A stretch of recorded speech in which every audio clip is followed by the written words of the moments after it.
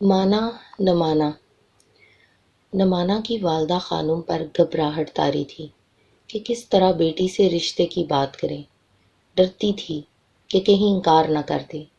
وہ اپنی بیٹی کے عدلتے بدلتے موڈ سے خائف تھی، اس انتظار میں تھی کہ اچھے موڈ میں ہو تو بات کرے۔ بار بار چھوٹی انجنا کو بھیجتی، جا انجنا، جا کر دیکھ تو تیری باجی کیا کر رہی ہے۔ خانم کی خالہ زاد امبرین نے، جو عرصہ دراز سے نیروبی میں مقیم تھی اور جہاں اس کا کاروبار تھا، اپنے بیٹے سلمان کے لیے نمانا کا رشتہ مانگا تھا۔ خط میں سلمان کی تصویر بھی بھیجی تھی۔ یہ بھی لکھا تھا کہ 2 مہینے پہلے سلمان پاکستان آیا تھا، تلاش کے باوجود آپ کا گھر نہ ملا، ورنہ مل کر آتا۔ خانم بار بار سلمان کی تصویر دیکھتی، دعائیں مانگتی، اللہ کرے نمانا کو پسند آ جائے۔ پھر انجنا سے کہتی، انجنا، تیری باجی کا موڈ کیسا ہے؟ جا کر دیکھ تو۔ نمانا کرسی پر بیٹھی میز پر پڑے ہوئے چائے کے پیالے کو گھور رہی تھی۔ دایاں پاؤں چل رہا تھا جیسے انڈا پھینٹتے ہوئے چمچہ چلتا ہے۔ بھویں تنی ہوئی تھیں، پیشانی پر تیر کھدا ہوا تھا۔ آنکھیں کھلی تھیں پر دیکھ نہیں رہی تھیں۔ پتہ نہیں وہ کہاں تھی، شاید کہیں بھی نہیں تھی۔ انجنا نے ایک نظر دیکھا اور لوٹ گئی۔ ظاہر تھا کہ نمانا پر موڈ طاری ہے، بات کرنے کا کوئی فائدہ نہیں۔ نمانا کی سب سے بڑی مشکل یہ تھی کہ اس کی سمجھ میں نہیں آتا تھا کہ خود سے کیا کرے۔ اس کی خواہش تھی کہ کچھ کرے، سیدھی سادی بات نہیں، کوئی انوکھی بات جو پٹاخے کی طرح بھگ سے اڑ جائے، اڑا دے، چونکا دے، کسی کو بھی، چاہے دوسروں کو، چاہے خود کو۔ یہ نہیں کہ نمانا نے خود سے کچھ کیا نہ تھا، بہت کچھ کیا تھا، انوکھا، انہونا، حیران کن۔ کئی ایک پٹاخے چلائے تھے۔ پٹاخے سے اسے شکایت تھی، ایک بار چل کر ٹھوس ہو جاتا ہے، چلے نہیں جاتا جیسے پہیا چلتا ہے۔ نمانا کی والدہ خانم پرانے زمانے کی خاتون تھی، سمجھدار تھی، سیانی تھی، لیکن جب سے بچے جوان ہوئے تھے بیچاری کنفیوزڈ ہو کر رہ گئی تھی۔ جب بھی کوئی بات کرتی تو لڑکیاں بڑے پیار سے اسے بغل میں دبا لیتی، کہتی، امی آپ اس بات میں دخل نہ دیں، آپ نہیں سمجھتی۔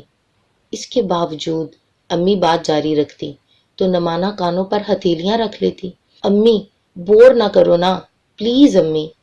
خانم کی سمجھ میں نہیں آتا تھا کہ نوجوان بات بات پر بور کیوں ہو جاتے ہیں۔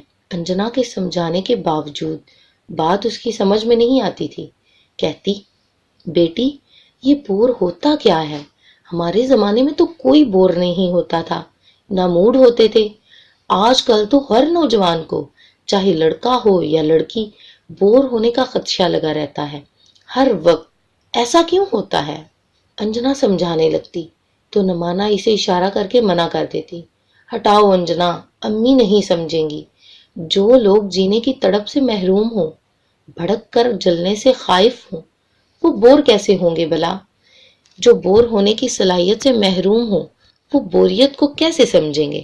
نمانا میں بور ہونے کی صلاحیت اس زمانے سے پیدا ہوئی تھی جب اس کے ذہن میں یہ خواہش ابھری کہ کچھ کر دکھاؤں، کوئی نئی بات، انسنی، جو چونکا دے، اور کچھ نہیں تو موم بتی کو دونوں سروں پر جلا کر بیٹھ جاؤں۔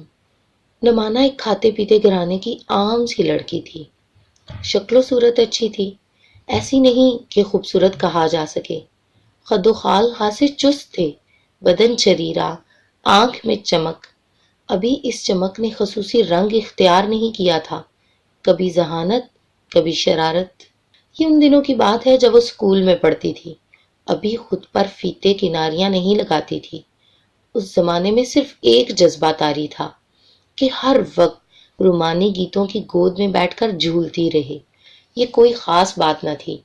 ہمارے ہاں ہر لڑکی جوانی کی اولین بیداری سے بھرپور انگڑائی تک فلمی گیتوں کے جھولنے میں جھول جھول کر بڑی ہوتی ہے۔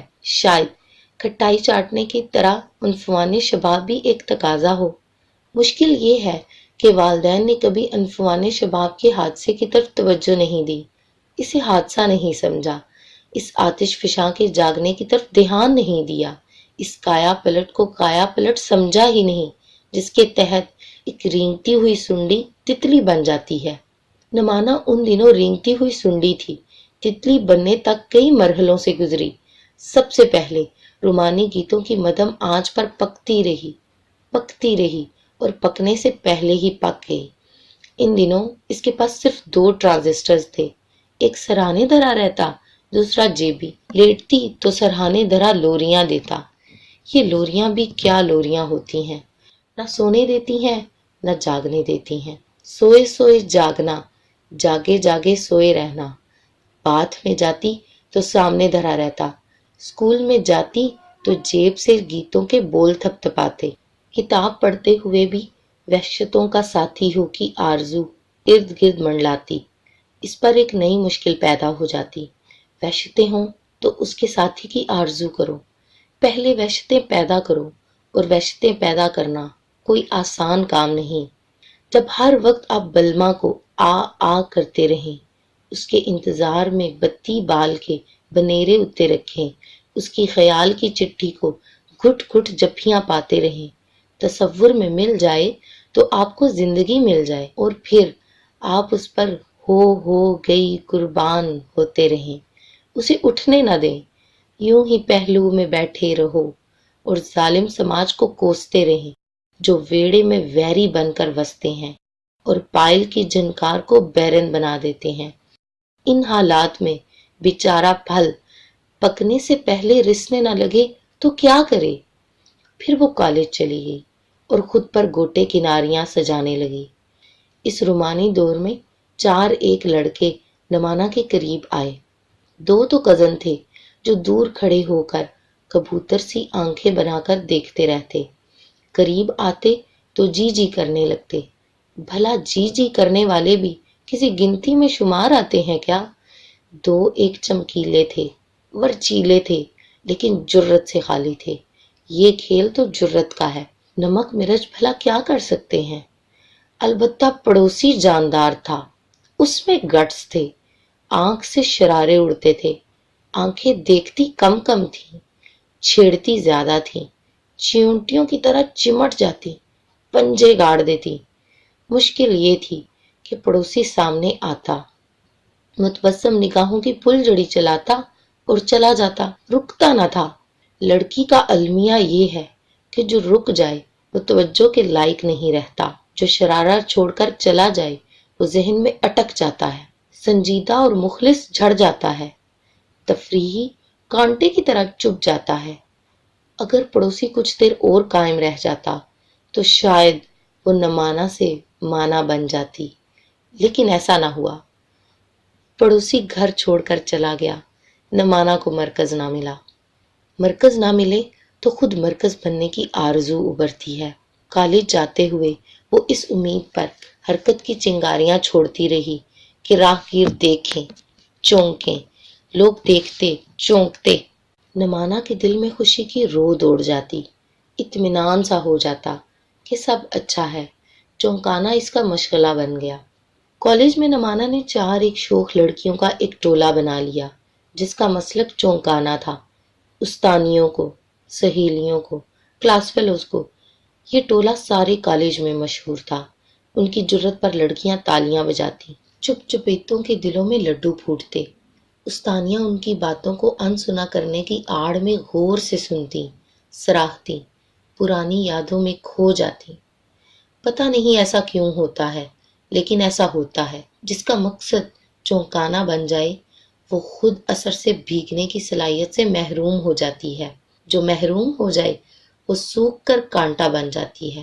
دقت یہ ہے کہ عورت کی غایت بھیگنا ہے، بھگو دینا ہے، سوکھنا نہیں، سرو کی طرح تن کر کھڑے رہنا نہیں، بیل کی طرح خود کو حوالے کر دینا ہے۔ نمانا آہستہ آہستہ کاٹ بن گئی، جوں جوں بنتی گئی تو رومان کا شغل بے معنی ہوتا گیا، حتیٰ کہ بالکل دل سے اتر گیا۔ خوابوں کا دلہا پسے پشت پڑ گیا، کار اور بنگلہ آگے آ کھڑے ہوئے۔ یونیورسٹی میں چونکانے کے قوائف بدل گئے، وہاں نہ تو رنگین حرکات کام آتی تھیں، نہ کیوٹ ہیئر ڈو، نہ گریسفل پوز، نہ نخرا، نہ بات۔ لوگ ان باتوں کو اپریشیٹ ضرور کرتے تھے، چونکتے نہ تھے۔ چونکتے بھی تو چونک کو ایبزارب کر لیتے، پی جاتے کہ اظہار نہ ہو پائے۔ نمانا کی نظر میں یونیورسٹی کے بیشتر لڑکے کراؤڈ کی حیثیت رکھتے تھے، صرف چند ایک ود ان کوسچن تھے۔ دو ایک تو خالص ڈرائنگ رومز تھے، جسے ہینڈ باگ سے سیدھے یونیورسٹی آگے ہوں۔ ان کے پاس یا تو لباس تھا اور یا مینرز، شخصیت کا پتہ ہی نہیں چلتا تھا کہ ہے بھی یا نہیں۔ چار ایک بھڑکیلے تھے، شو مارنے کے دل دادا، شو روم بنا سجا، اندر دکان خالی۔ چار ایک کتابی تھے، رٹے رٹائے جملے بولتے، حوالے دیتے، امتحانوں میں پوزیشن کے دل دادا۔ ایک انٹلیکچوئل تھا، سارا دن لائبریری میں گھسا رہتا، بات کرتا تو کتاب کی بو آتی، لڑکیوں کی طرف کبھی توجہ نہ دی تھی، دیتا بھی تو تحقیقی قسم کی۔ انہیں شخصیت کے لحاظ سے کلاسیفائی کرتا رہتا۔ اس نے کلاس کی ہر لڑکی کو لیبل کر رکھا تھا۔ رانا کلپترا تھی، جمیلہ پینگوئن، روزی گنگلنگ ڈال، آسما امیزن، پیٹرا فلمی ہیروئن اور نمانا کوبرا۔ نمانا کو پتا چلا کہ اسے کوبرا کا نام دیا گیا ہے تو اس کا ہڈ اور بھی تن گیا، گردن بھی کاٹ بن گئی۔ اس پر رضا نے اسے تانا دیا، مجھوں پر تاؤ دیتے ہوئے بولا، ہم نے کئی ایک کوبروں کو رام کر کے بین پر لپیٹ لیا، پلاسٹک کے ہوں گے۔ نمانا بولی، زہر کی پوٹلی نکالنا جانتے ہیں ہم۔ پھر آنکھ کھل جاتی ہے۔ وہ ہنسی۔ رضا کو غصہ آ گیا، اس لیے کہ بہت سے لڑکے سن رہے تھے، ہنس رہے تھے۔ لاجواب ہو جاؤ تو غصہ تو آتا ہی ہے۔ ہم سے بچ کر رہو محترمہ، اس نے گویا نعرہ لگایا۔ رضا صاحب، وہ بولی، آپ تو صرف نعرہ لگانا جانتے ہیں یا بسوں کو آگ لگانا، میں بس نہیں ہوں۔ تمام لڑکے کہہ کے مار کر ہنسنے لگے۔ رضا اسٹوڈنٹ لیڈر تھا، اس کے 8-10 ہواری تھی، سب کے سب شوشے، پروفیسروں کے سامنے التزاماً مونچھ مروڑ کر بات کرتے۔ رضا گروپ سے سبھی ڈرتے تھے، لیکن نمانا نے کبھی درخور اعتنا نہ سمجھا تھا۔ یونیورسٹی کے دور میں صرف ایک واقعہ ہوا تھا جس نے نمانا کو الٹ پلٹ کر کے رکھ دیا تھا۔ کوشش کے باوجود وہ اسے بھول نہ سکی تھی۔ جب بھی یاد آ جاتا تو اس کی انا کو اثر نو ٹھیس لگتی۔ اس یاد میں لذت کا عنصر بھی تھا جسے وہ تسلیم کرنے کے لیے تیار نہ تھی۔ بظاہر وہ ایک معمولی سا واقعہ تھا، لیکن جو زندگی بھر دوسروں کو چونکاتی رہی ہو، اسے کوئی چونکا دے، اس کی انا کو تہس نہس کر کے رکھ دے تو بھولنا مشکل ہو جاتا ہے۔ 2-1 ماہ ہوئے ہوں گے وہ اس روز لائبریری میں بیٹھی نوٹس لیتی رہی۔ شام پڑ گئی تو اٹھی، بس کی روانگی میں 40 منٹ باقی تھے۔ سوچا چلو کینٹین سے ایک پیالی چائے پیتی چلو۔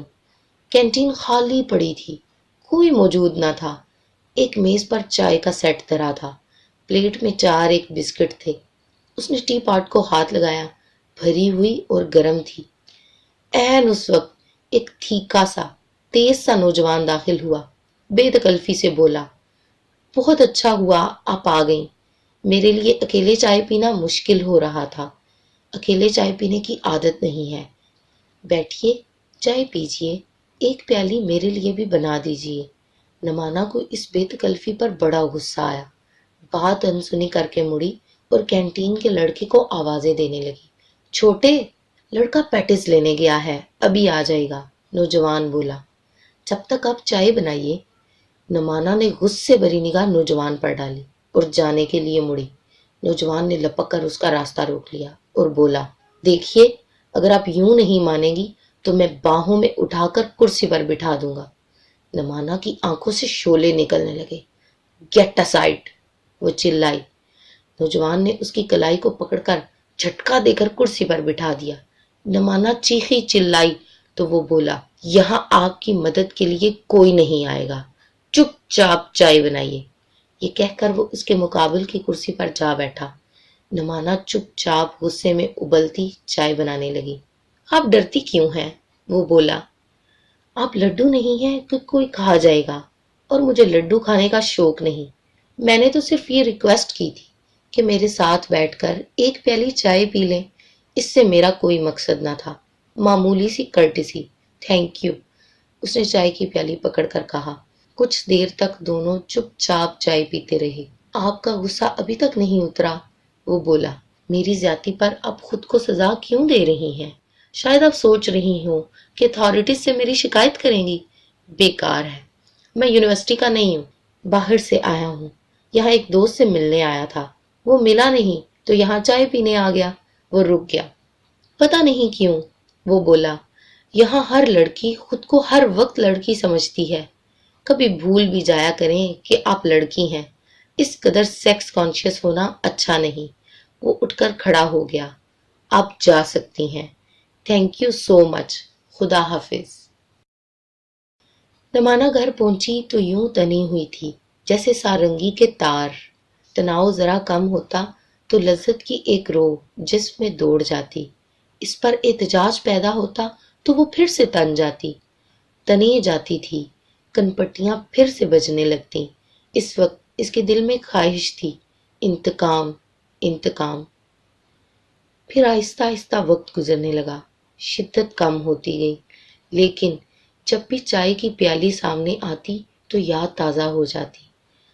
نمانا کی والدہ ڈرتے ڈرتے اندر داخل ہوئی۔ ایک نظر نمانا کی طرف دیکھا، وہ بیٹھی چائے کی پیالی کو گھور رہی تھی، نگاہیں چڑھی ہوئی تھیں، پاؤں چل رہا تھا۔